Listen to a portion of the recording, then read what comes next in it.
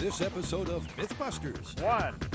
Duck, cover, and hang on, because we've got a killer cocktail of lethal littering. My weapon of choice, a potentially lethal slush drink. And high-flying action movie action. Get to the chopper, Glass! And first up, Looks harmless enough, doesn't it? Could be deadly. can a soda cup thrown from a car really kill an oncoming driver? Time to inspect the wound. Then from helicopter heaves to fingertip grips, can film Fall Guys really hang on Hollywood style? I would love to see the action hero that can hang on to that. Who are the MythBusters? Adam Savage Here comes chaos. and Jamie Heineman. Relax. This won't hurt a bit. Between them, more than 30 years of special effects experience. Bye-bye. Joining them, Carrie Byron, High explosives and electricity. Woo! Tori Belleci, Crashes and fire. This is awesome. Grant Imahara, and featuring Jesse Combs. That was awesome! They don't just tell the myths, they put them to the test.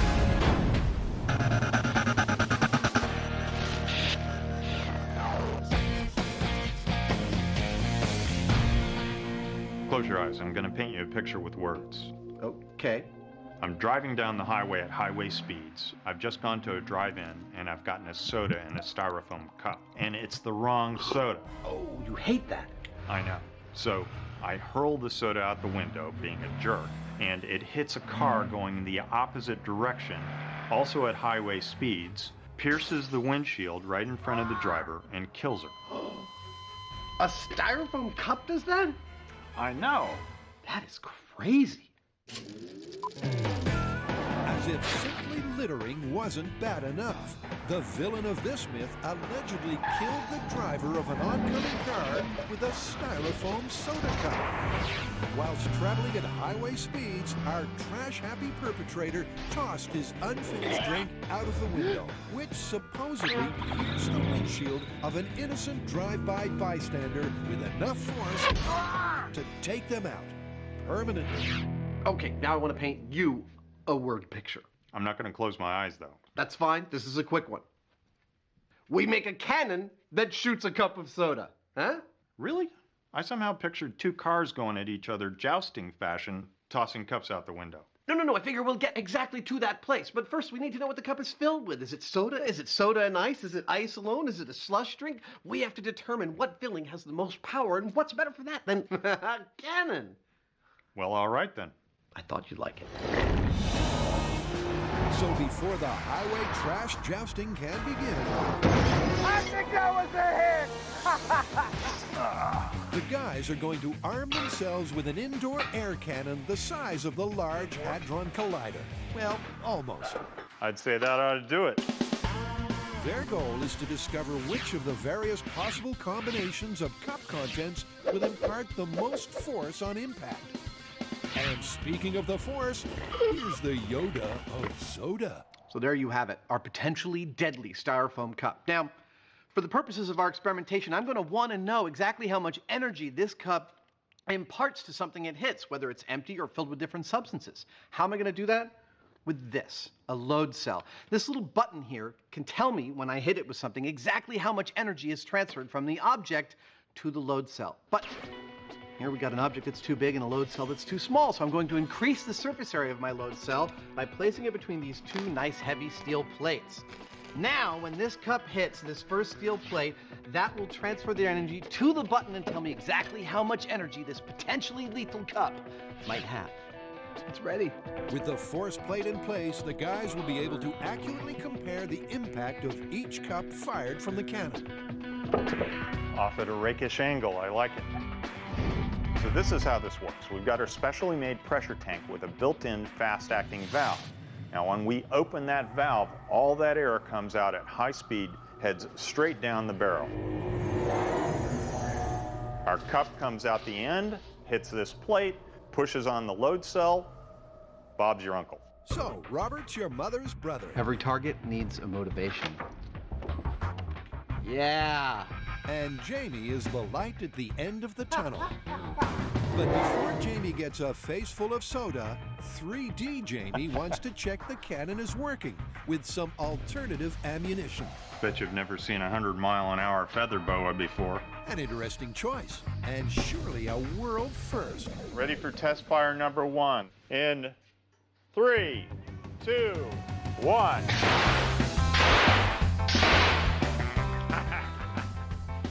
Wow! That thing's got a lot of kick to it. That's my new favorite toy.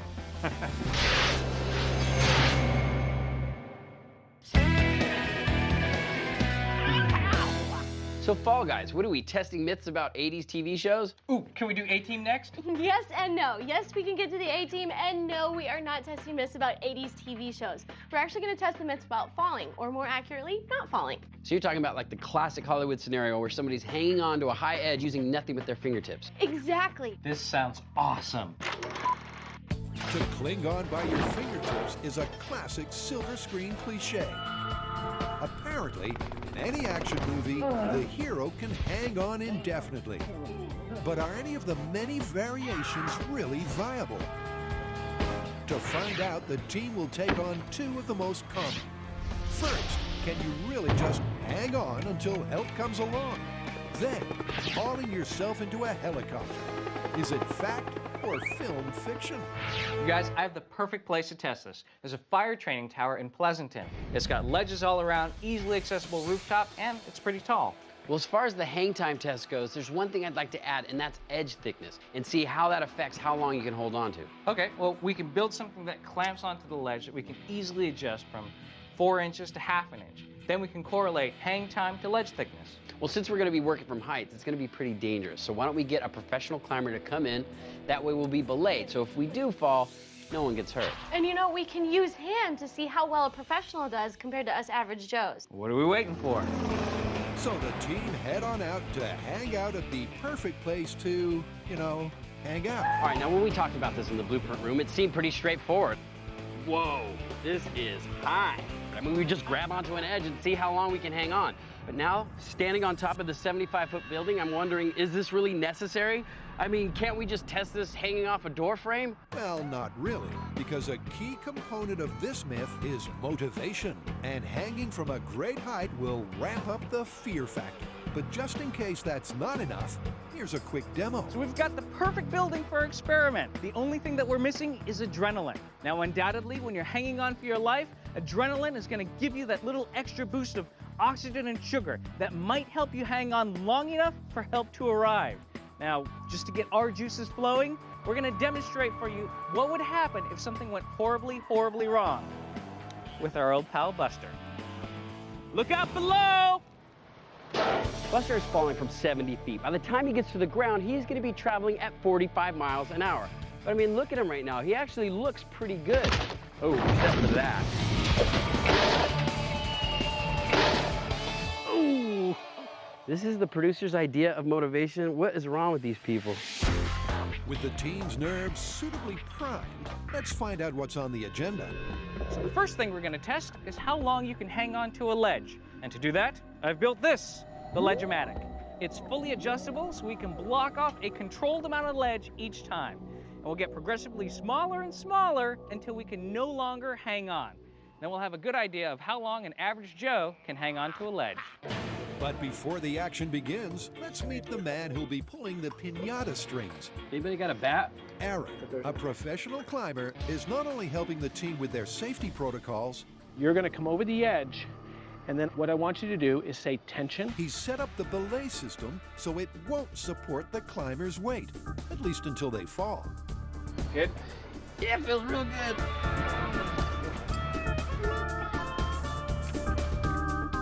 Tori, you're the guinea pig. No, I'm no stranger to heights. I mean, I've hung off of a ski lift. I was stuck. See that? Okay. I jumped through awnings. I've even jumped off of a 200-foot bridge. However, it never fails. Getting this close to the edge, you can't help it. Your nerves kick in.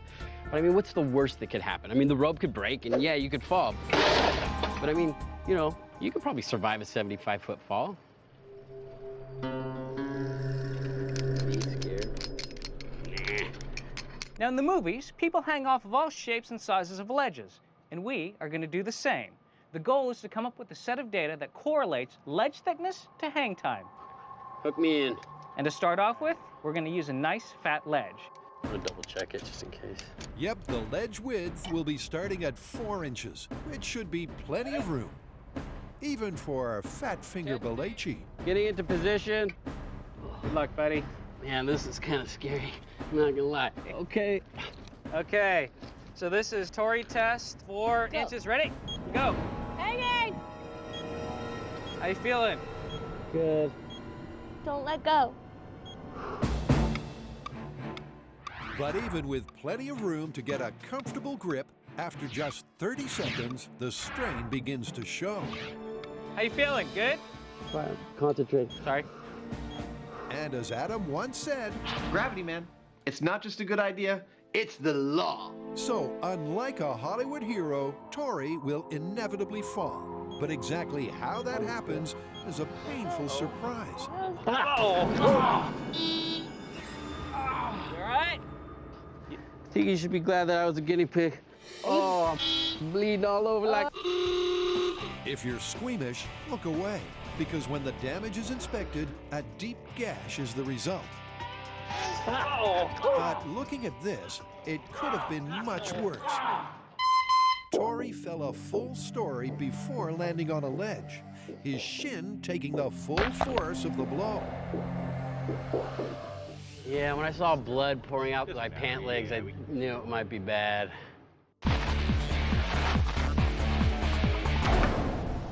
Can a cup of soda thrown from a passing car pierce your windshield and kill you? To find out, Adam and Jamie first want to know which of the potential cup contents has the most forceful impact. How? Well, here's Adam with some science-y stuff. Now, I've already explained that we're collecting the data about how much force our cups impart on this little load cell right here. But how does that work? It works when a little piezo element in here gets hit and creates a small amount of electricity, which is then collected by this National Instruments box right here. This box then sends that data over to David in his computer, who then informs me and Jamie of exactly how much force each of our cups imparts when it hits the target. It's about to get really messy in here, so I'm going to take some precautions. With the shop resembling a scene from Dexter, the wet work can begin. But before the testing proper, the guys want a muzzle velocity that simulates 2 cars approaching each other at highway speeds. A cumulative total of 130 miles per hour. So let's fire her up and find out what she can do. Firing in 3, 2, 1.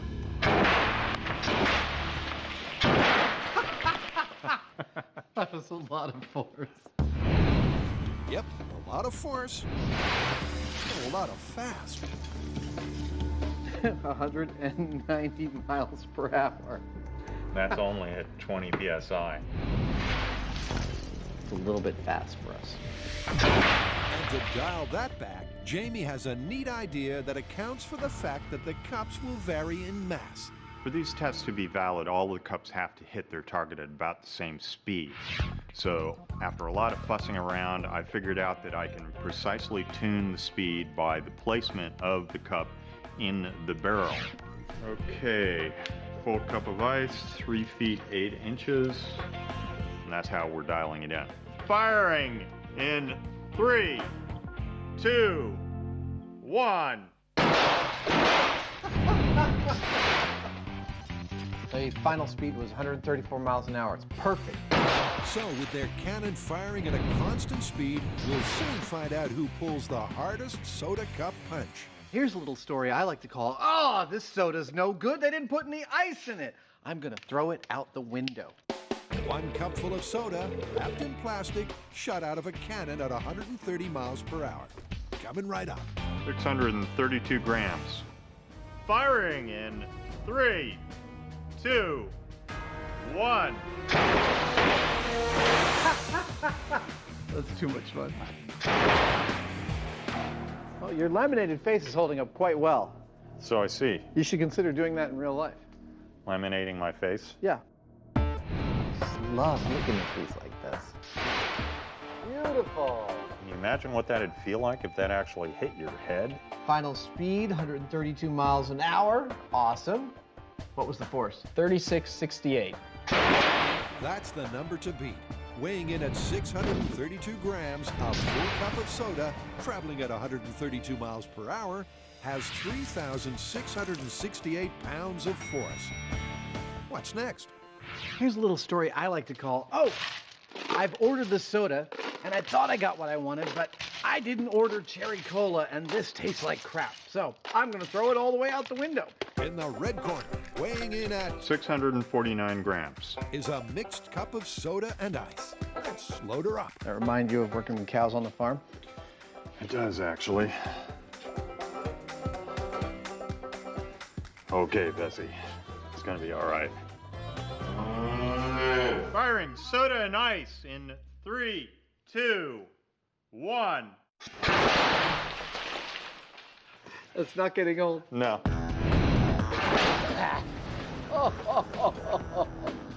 Wow.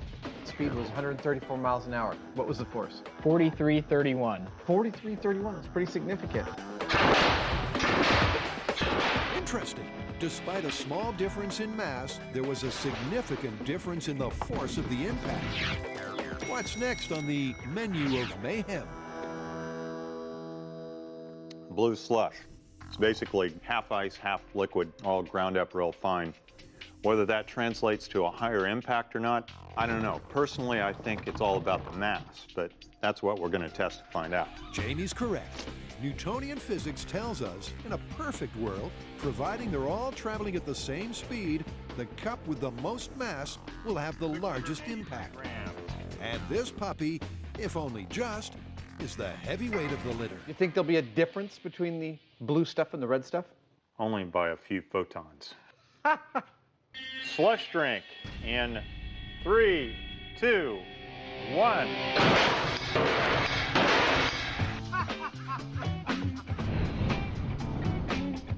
That is intense. That's what's making your lips blue. Awesome. Well, the speed is perfect at 134 miles an hour. David, what was our force? 4386. Dude, I was hoping that would be the case. So in the soda cup showdown, the slush packed the biggest punch. Why? Well, it could be the extra mass, or it could be that the slush mixture, made up of fine slivers of ice and liquid, enables it to transfer more of its kinetic energy to the target than the other contenders. Either way, we have a winner. The cup with the heaviest hit and the prettiest splash is the slush. Well, Jamie's face has taken a proper pummeling. We have fired every combination of soda and ice that we can think of, and we learned 3 things. One is that this room now looks like a frat house during the Roaring '20s when Jamie was in college. 2 is that Jamie doesn't seem to mind a mess in his shop as long as it's in the name of science. And 3, the most amount of force expended at Jamie's face, well, actually our load cell, was with the slush drink. That's what we're taking on the road. Here he goes. In the Fall Guy myth, Tori has once again put his body on the line. All in the name of science. But the science must go on. Are you bleeding in my car? No. So while Tori takes a trip to ER to stitch up the leak in his leg, Talk about motivation not to let go. Bleeding all over like... Grant and Jesse are moving on. My prediction is I will hang on for 10 minutes at least, and then you'll see the traces of my fingernails going down the wall. With the adrenaline pumping and the ledge narrowing, That's 3 inches. Iron Grip Imahara is hooked in and out on a limb. Okay, climbing. You hanging? Go. Starting. And with the 3-inch How you ledge not even close to cramping his style, his time is similar to Tori's. Okay, here I go. Ow. 1 minute and 3 seconds. Really? Fairly consistent. Consistent times? Sure. But bear in mind the myth is about hanging on indefinitely. Does this harness make me look heavy? And our average Joes are consistently falling. All right, you ready for 2 inches? Look, my fingers aren't even 2 inches long. Of course I'm ready for 2 inches. Timer is started. Despite the further narrowing, Jessie has plenty of room to work with. And once again, her time is in that 1 minute slot. Minute 6. Heck yeah. You don't even look Yeah, they're tired. starting to slip. Yeah. Yeah. Here I go. Nice! 1 minute 17. Woo! So, we are halfway done with our testing. And so far, we've established an average hang time for the average Joe of 60 seconds. Now, to make sure that muscle fatigue is not a factor, we're gonna get a massage for science. Now, in all seriousness, this is not just a massage. A lot of science goes into physical therapy, particularly for climbers. These muscles that are in your fingers, they're optimized for fine motor movement, such as riding, for example. When you get to these deep finger flexors that are in your forearm, they're not meant to take your entire body weight, which is why it's all the more important for top performance to give them a little attention here. How's it going, Jessie? We're still working on it. Are you saying it's not my turn? Yes, patience, young man, patience. With the chores out of the way, it's back up top for more action movie action. Now, the 2 inches wasn't that bad. I mean, I was able to hang on for over a minute. But now we're gonna work our way down to 1 inch, and this is where it's really gonna start getting challenging. So see what happens. At 1 inch, the guys really are down to a fingertip grip. Jessie is about to find out if hanging on to that slimmest of margins is movie make-believe or a real-life possibility. Dude, this hurts way much more. Hang on there, Jessie. All right, here we go. 33 seconds. That is much, much more difficult. Really? Yeah. Yep, really. It was less than half the hang time of the previous test, when ledge width wasn't a factor, which doesn't bode well for Grant, Good. because he's up next and he's running out of room. That, my friends, is 1/2 of 1 inch. And that is about how much I can hang on. I'm predicting a lot of pain, but not for very long. Let's do this. Okay. But he can't turn that steely determination into an iron grip, Oh my God. This is crazy. because he simply can't get a grip. You ready? I'm so ready. Ah! Nothing. Not even a second. Ow! And his time reflects that. I would love to see the action hero that can hang on to that. You know, you try and get yourself in the mindset like, I've got to hang on to this or I'm gonna fall or die. Ah! But it's not really a choice with a 1/2 inch ledge. I mean, the second I put my weight on there, pow, all my fingers exploded and then I'm flying through the air. And it was just that quick. No way, impossible. So in direct contradiction to the movies, if you find yourself hanging on by your fingernails, you're not hanging on for very long. Nothing. And even with room to work with, it's a tough task. In a real-life situation, you'd better hope help arrives Hollywood style, fast and in the nick of time. But this is an action movie myth. How would a Hollywood hero cope? So move over Average Joe and Average Jessie and step up Action Man Aaron. That's why I'm here. First up, Aaron tackles the 1 inch ledge, Okay, start. And we're off and running. and he significantly improves on Jessie's time. You're shaking. Okay. Oh! Woo! 48 seconds. Nice. But what's really impressive is Aaron's 1/2 inch performance. Yeah, it's tiny, isn't it? Remember, Grant couldn't hold on for a single second. Okay. Okay. He's hanging in there. Ah! You're doing awesome. I can't believe you're still hanging on. Oh! Nice! 14 seconds. That was great!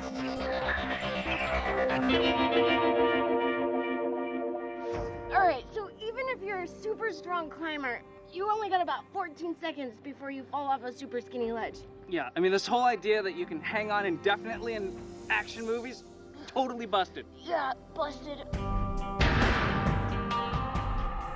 How much longer do you think you can hang for? Not long. Me neither.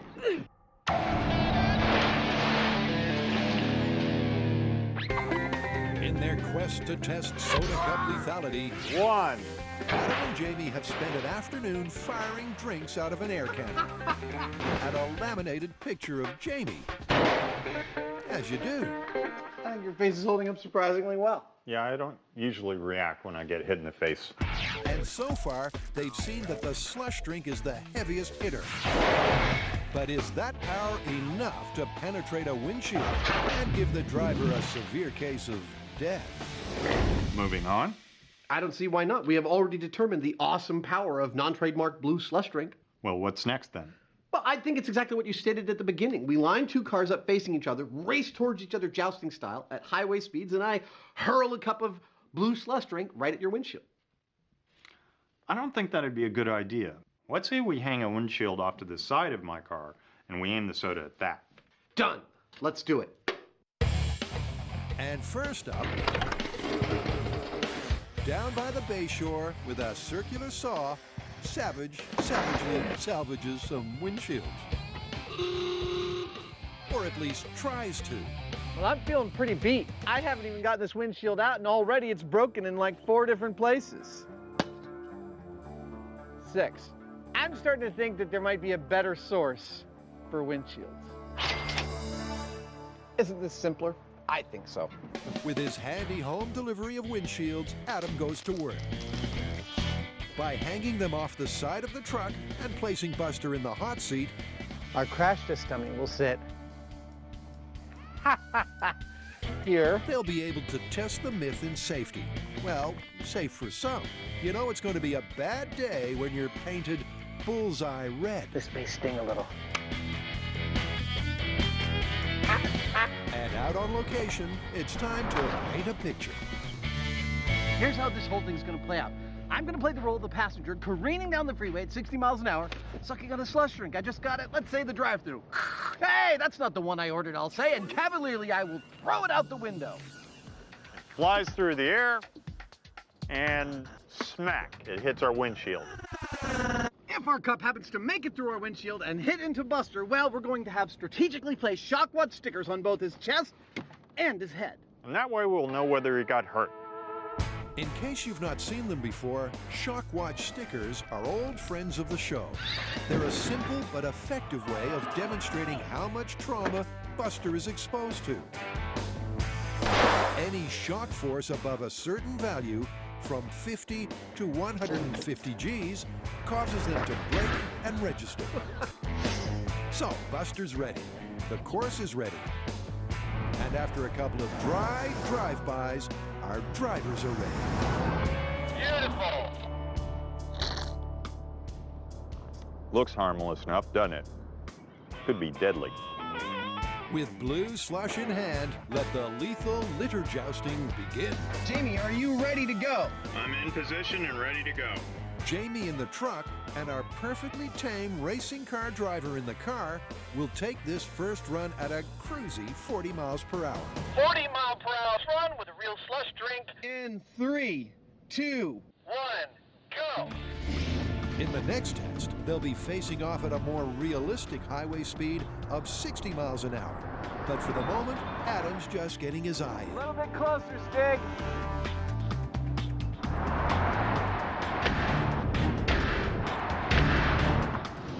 I think I might have hit it! Dude! That's a hit. Look at that. Wow, and that's only 40 miles an hour. At 40 miles per hour, that is spooky promising for this. That was just a test run, and I didn't fully hit the windshield, and we're seeing a kind of shocking amount of damage from our 40-mile-per-hour run. That's awesome. I think we can tighten a lot of this up. I think Jamie could drive a little bit closer to the cones. I think my aim will get better as we do this. I love this race. But right now, I'm feeling pretty good about this one. Controlled mayhem? Check. Chance of science? Aye. Happy MythBusters? Confirmed. Forecast? Ramping it up. My vehicle, experimental. My weapon of choice, a potentially lethal slush drink. This is 60 miles an hour, styrofoam cup with slush drink in 3, 2, 1, go! very exciting.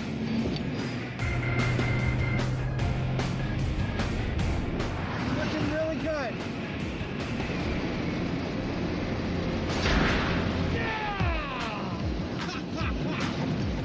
I think that was a perfect hit.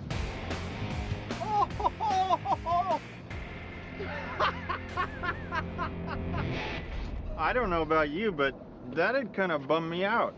That's a bullseye of bullseyes. Nicely done. Perfect hit. The cup was aimed straight at Buster. So how did he do? Checking Buster's vitals.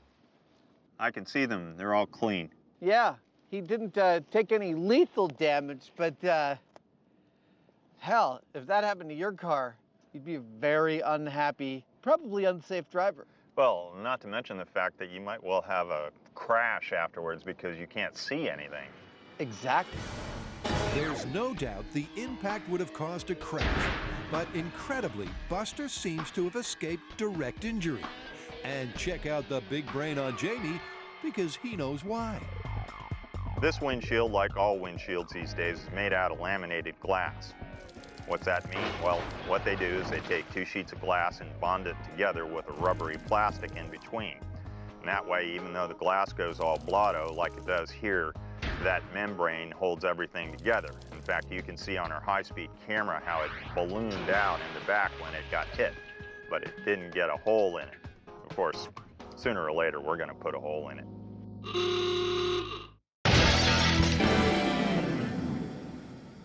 So there's one more thing I want to test. What's that? It is a movie classic. The hero is rescued by a helicopter. However, the helicopter does not have time to land. Right, he has to grab onto the skid, pull himself up and over and into the cabin, despite the downdraft from the blades and the onrushing air as the helicopter flies away. That's a great myth, but nobody's gonna let us hang from a real helicopter. You're right, and that is why we're going to build our own helicopter. Oh, you mean like make a mock-up helicopter with skids and everything, and then put a fan in front of it that blows 80-mile-an-hour winds, just like cruising speed of a real helicopter. It's like you're reading my mind. And then what we'll do is we'll measure the downdraft created by a helicopter, and that'll transfer into a weight that we'll wear while we're experimenting. Perfect. Let's not hover around here anymore. So to get a head start on the myth of the chopper climb, This is how do we make it the Grant ahead. Tori once again makes a new head for Grant. Hey, it's a robot. That's enough out of you. One thing we haven't really talked about with holding on to the skid of a helicopter is the downforce created by the rotor blades. That might be a lot of air pressure that could potentially knock you off. So we need to figure out a way to measure that downforce. So what I have here is Grant's head and shoulders. This is gonna give us the same surface area as somebody holding on to the helicopter skids. Now, I've attached Grant to the scale, so that way if there's any change in the downforce, we'll be able to measure it. Works. Now, obviously, the most direct way to test this myth would be to try to hang from a helicopter while it's flying. But unfortunately, the insurers tell us it's too dangerous. But don't worry, because we have a cunning plan which still involves a real helicopter. And we've enlisted the help of Macon Air helicopters to test this myth. So they're about to find out how much downdraft there is by hovering directly overhead the head. Look at that. It's increasing to 500 or now 700 as it's getting away from the center of the helicopter. Right. When Grant's head on a scale is near the outer circumference of the rotor blades, Now it's at 900. the downdraft peaks at almost a kilo. But the myth is all about climbing up onto the skids. We want the skid to be just above Yeah. the scale. Bring him in a little closer. And in close, the downforce is surprisingly small. Yeah, look at that. It goes down to about 50 grams. Really? So it's roughly around 50 to 80 grams when he's just hovering. Which is fairly insignificant. And even a sudden takeoff doesn't make much difference. Yeah. So it got up to a little over 100 grams on that one. 100 grams is nothing. You're close, way more than 100 grams. So we just finished testing the downforce of the helicopter, and the results were very consistent. We had him hover above our scale. As he came down, the weight increased. However, it only got to 50 grams, which is nothing. I mean, your clothes weigh more than that. And at one point, we had him punch it as if he was taking off, and it peaked at about 130 grams. which is still not that much weight. So it looks like the downforce of the helicopter really isn't going to affect your ability to hang on to the skid. So, in summary, and somewhat unexpectedly, the team can ignore the downdraft from the chopper blades and go to work at the next location. Best commute ever. No signs prohibiting heavy machinery or myth busting. Perfect. Because at the pool, they've got everything they need, including a cool chopper mock-up Jesse knocked up at the shop. That's cool. We got a helicopter. That is awesome. That's perfect. All right, so it may not be a real helicopter, and a lot of it is made from plywood, but I'd have to say it's a pretty darn good helicopter for the amount of time I had. Where's Rick and TC, man? Most importantly, everything is to spec. These struts are 45 degrees, and the skids are 3-inch diameter tubing, just like a real helicopter. Now, how many times have you watched in an action film somebody jump onto a helicopter and climb up as it's taking off? Now we get to try it. I mean, we're living out our action hero fantasies. The idea is that we will be suspended over a pool. Buster PI ready for takeoff. That way, if we fall, we won't fall to our death. We'll just fall in the pool. We have liftoff. We have liftoff here. The goal is to hang on to the skid, pull yourself up and over and into the cockpit to safety. Oh, a little turbulence. Hang on, everybody, hang on. But a set of realistic skids on a fake chopper is not the only obstacle the guys will encounter on their climb to safety. Based on our test with the real helicopter, we know that the downward force at hover is minimal. But let's face it, this is an action movie. They have to fly away. How do you simulate flight at a swimming pool? With this. This is a 6-foot diameter fan blade connected to a 350 horsepower big block engine.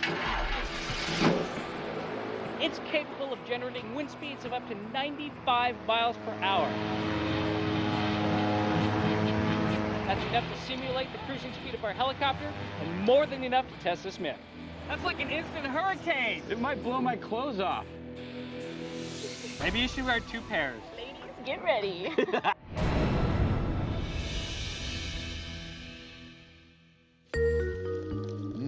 Delicious MythBusters non-trademark slush drink. Icy, fruity, blue, and potentially lethal. Use with caution. Extreme caution. Because throwing one from your car at 60 miles per hour does this. Remember, we do it so you don't have to. Buster and I hope this provides a lesson in caution to anyone who would mishandle a slush drink. Not only is the primary damage to the windshield absolutely shocking, but the secondary damage, the effect of the driver not being able to see through the spiderwebbing on the windshield, would very likely cause a really bad accident. I would not have called that much damage. That is shocking. It doesn't get much worse. Well, if your name is Buster, it does get much worse, because they're going again. This time we made sure our windshield stays firmly in place. Now, on our last test, the whole windshield collapsed and fell out. So in a sense, it was absorbing a lot of the shock by doing that. And if we secure the windshield and make sure it stays firmly in place, what I'm hoping for is that the projectile, when it hits it, will concentrate all its energy in one spot. And it might just make it all the way through it. All right, now you see them up ahead. I want a bullseye! I think that was a bullseye!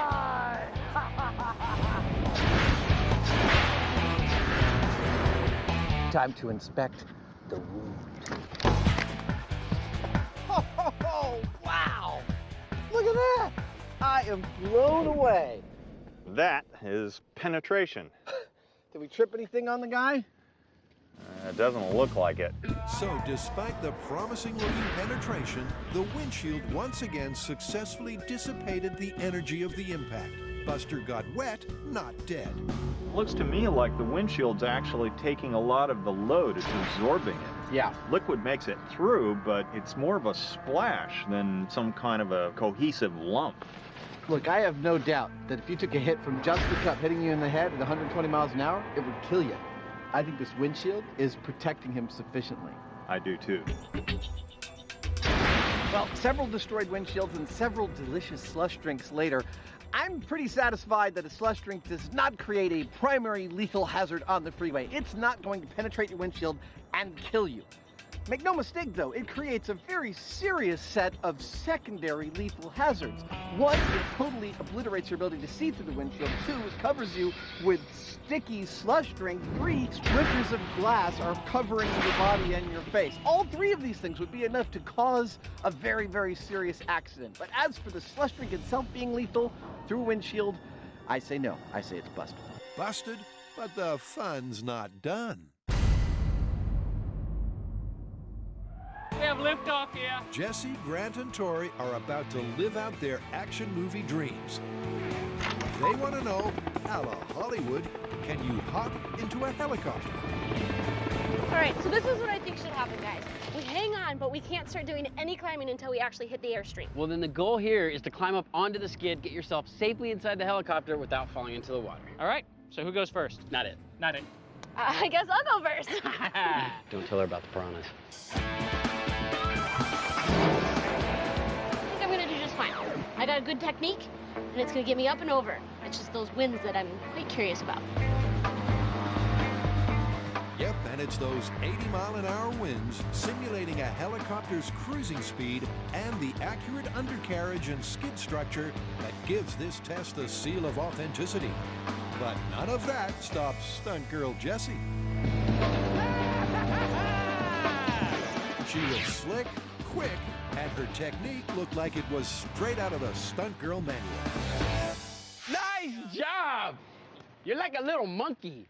Good one. Okay, so those winds are pretty intense. I mean, look, it unfolded my pant leg. Yeah, your shirt almost got blown. We weren't kidding when we were talking about blowing our clothes off. This is pretty large tubing, so if you have little hands, it's going to be difficult to hang on to, because I could feel myself starting to kind of slide off. And then, once you got into the wind, I was like, the winds are insane. My ponytail's sideways, my pant leg has come undone, my shirt almost flew off. And then what's standing up on the skid, it's a little bit more difficult than you thought it would be, because you do have those pressing winds, but once you're in, you're safe. The key to Jessie's success was speed. And if you throw in the fact that this test is all about strength to body weight ratio, being a lot lighter, she's got a big advantage over the guys. So, will they be able to match her? All right, you ready? That was nuts. I was hanging onto the skid, and as I was going out, I was like, yeah, this is fine. And then all of a sudden, I hit that wind, and I was like, I'm not gonna make it. I'm gonna fall into the water. That was crazy. Crazy? Sure, but also very achievable. And with Grant scrambling for safety, with just a wardrobe malfunction to worry about, Get to the chopper, Grant! the myth and the boys' deluded silver screen dreams are looking good. Man, he wanted to live! I'm alive! I made it to the chopper! See his shirt come up? Damn, thank God his pants didn't come off. Take that, action heroes.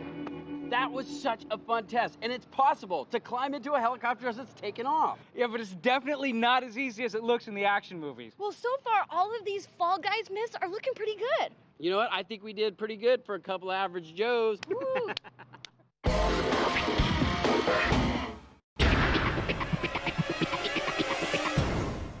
At this point, we've seen that while this might make it through a windshield, if it does, it's not going to hit you hard enough to kill you. Which begs the question, what would? That's where this comes in. Yep, the soda cup of slushy will make a mess of your car. But smart, modern windshield design will prevent it from killing you directly. But can a can of soda? Cue the tense music. Dun, dun, dun. What's this aluminum soda can full of soda going to do when it hits this windshield? Well, I think we're all in agreement that it's going to go through. All right, James Franklin Heineman, are you ready? I'm ready. Let's go! The question is, what will it do to Buster? And I'll tell you, I'd be terrified to have this go through my windshield. Another in a long series of things. What the hell am I doing? Missing is the short answer. Missing several times. And even the occasional hit is a mishit. But nothing, if not persistent, our Yodas of soda are. It's all down to this one. Will I make it? Will I have the accuracy? Crap, I hope so. I think I hit it. A palpable hit. Finally, a hit on the windshield. But Adam, using the sporting prowess he was born with, as in none, was wayward once again. A hit in the corner, near the frame, damaged the glass, but didn't threaten Buster. And with the team running out of windshields, they need a more accurate litter launching method. Well, it's not a perfectly centered hit, but Jamie has, I think, a solution that he says is going to be more accurate than me throwing and hoping. I can't wait to see what it is. Back at the shop, while Adam was preparing the windshield rig, it looked and sounded like Jamie was having fun. Did you hear that? That's the sound of Mr. Heineman having fun. It's now clear what he was working on. And it's a clear case of don't try this at home. It's pretty simple. We've got an air tank here, which is a modified fire extinguisher, a fast-acting valve, an elbow, and a tube. You put the soda in here, you press the switch, out comes the soda.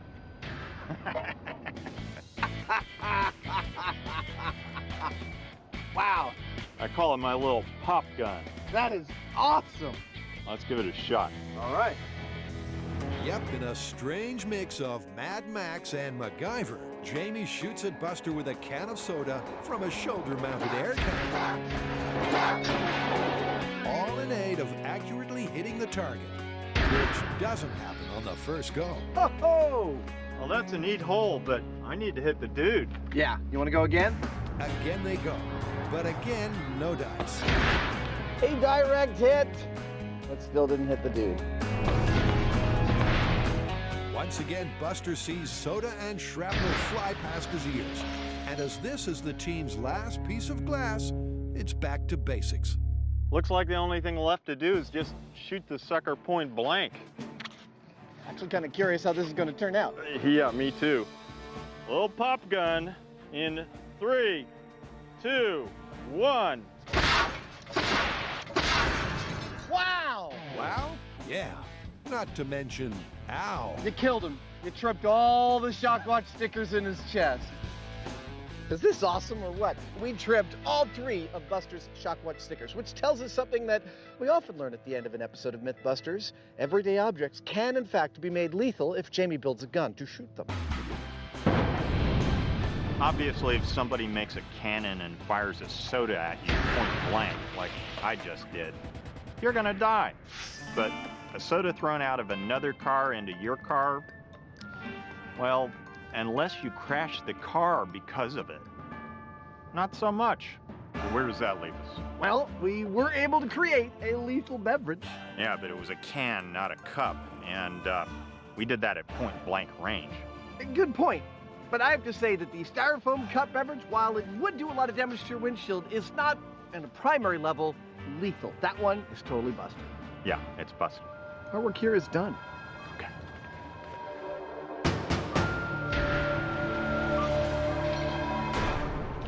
Nice gun, but you got some accuracy problems. Yeah, I need to practice.